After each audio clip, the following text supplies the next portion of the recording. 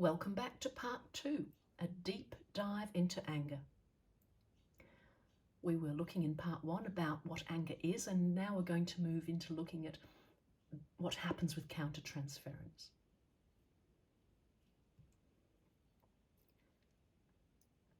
Spider-Man, I don't know, he was from the 1960s. A lot of these comic heroes experience facing someone, and then they have an internal response, and they've got to battle with that internal response. And as a bit of a summary, I just picked something that would refresh your mind from university days. So transference is when the client is going through an emotion and they reflect and project onto you that feeling.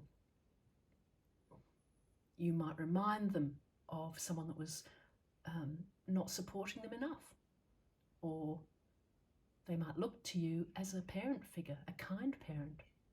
Countertransference is when something happens in the session or after the session as a result of being with the client, and the counsellor has an emotional reaction. And it's gold. We mustn't try and brush it off. I'm sure this is why I went into counselling. I remember watching all these little cartoons and thinking, oh, that'd be really nice to be able to help people. So I always laugh when I look at Lucy. There she is, turning her head away. She's not really interested in Charlie Brown at all. This is countertransference. She's probably tired. She's fed up with this person always in her life. And this is what she does. She comes back with a response. There's a Facebook thread I came across last week.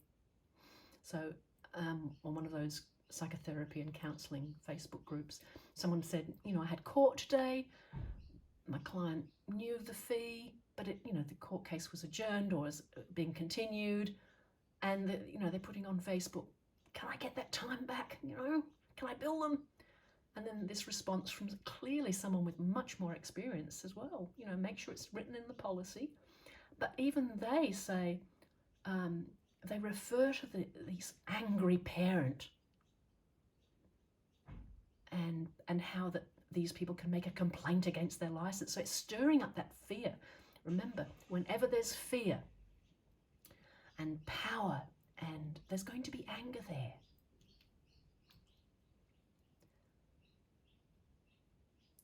I found this really quite helpful, and I hadn't really thought about it for a long time. I had thought about it a few years ago, but this particular woman who heard of Grace Tame, Australian of the Year, speaking out about survivors, she herself, after 57 years, came out and talked about this terrible incest that was happening for her as a child. And she said how, professionals are good, but she can't help but feel they're paid to care. So these clients that are coming to see us, in the back of their minds, they can be thinking, oh, well, this person's just paid to be nice. Okay, how do we respond to that possibility? A couple of funny cartoons around power imbalances, and how would you cope when the client says, look, this is our last session. You're caught by surprise. Even if they say it nicely, look, I think I'm ready for the last session to be today. How do we respond then? Are we feeling abandoned, rejected?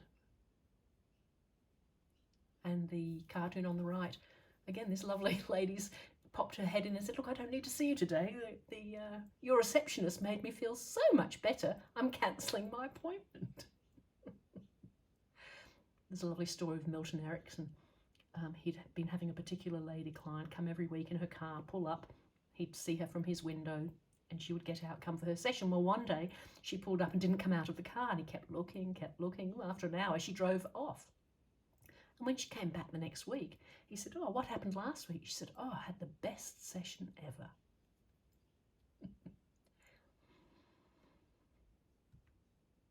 So our clients come in with great distress. They might not show us quite how distressed they are.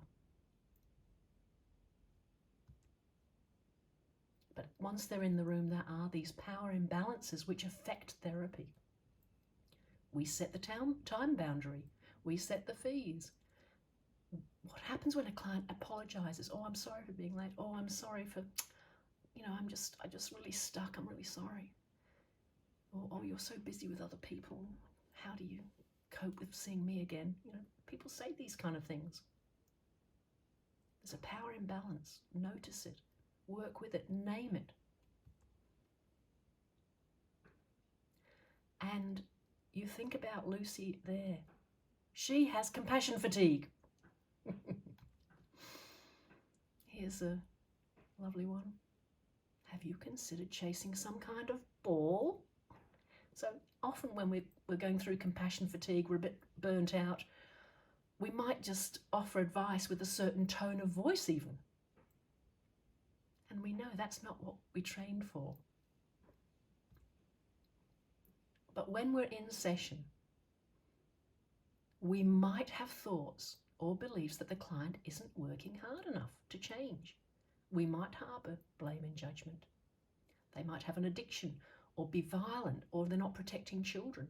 We'll have these worries and fears. We'll feel frustrated and then potentially angry. And we want improved client outcomes. That's why we came to the field, to be available and to be there for people while they go through difficulties. But we may have a need that other people see us as an effective and good counsellor. Well, we have to let go of that and be with the client. And of course, we all will have some. I've got a lovely young man, I think he's 16. He said to me last year, "Oh, Kim, I've got some small T trauma."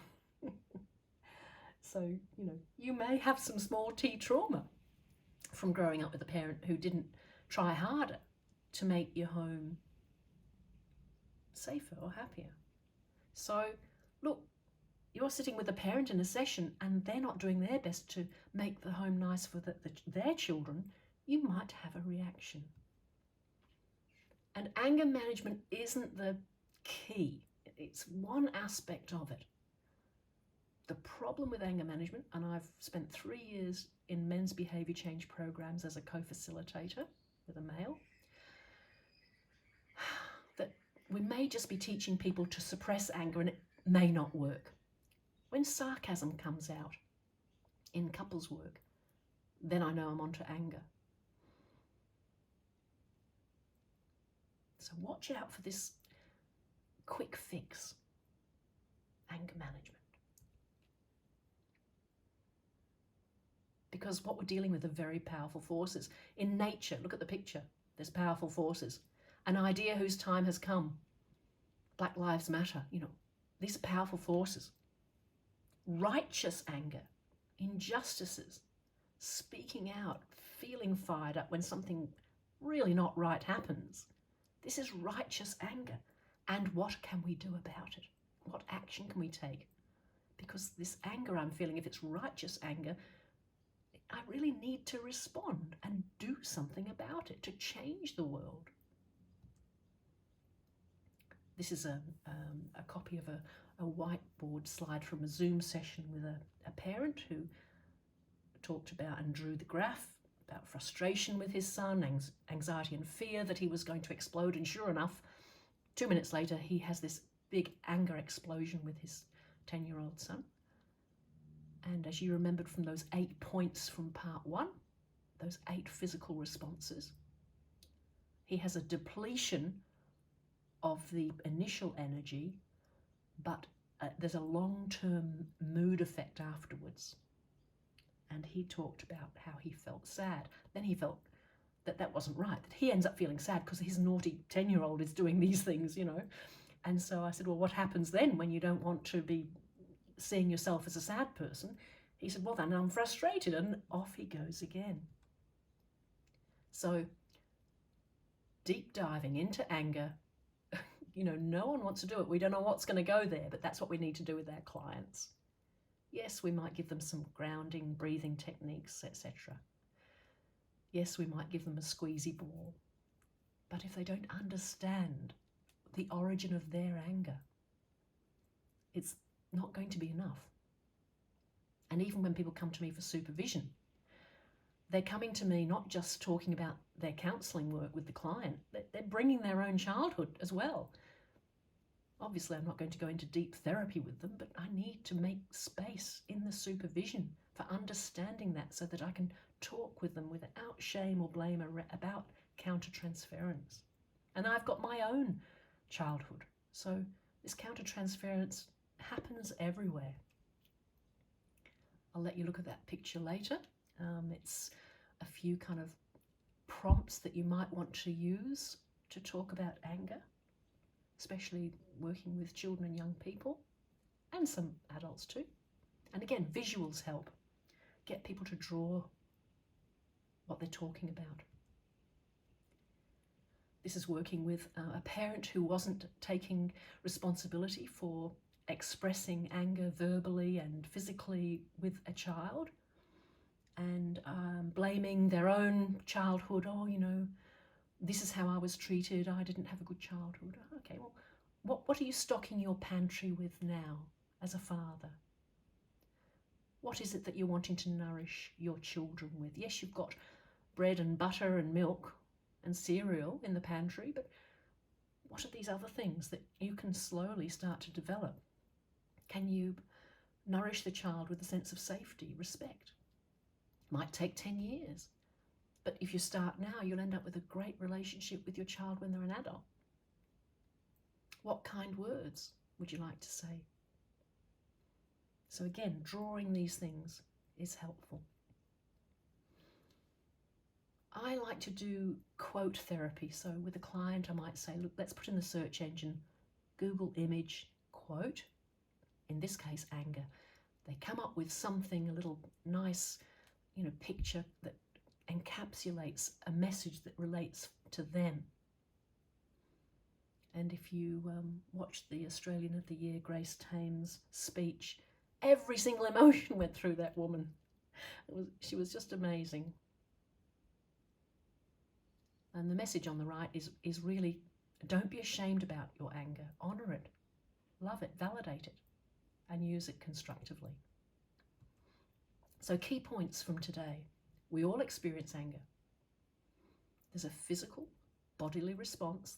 Go back to those 8 points and drill it into your mind so you can talk about them with your clients and you understand it in yourself.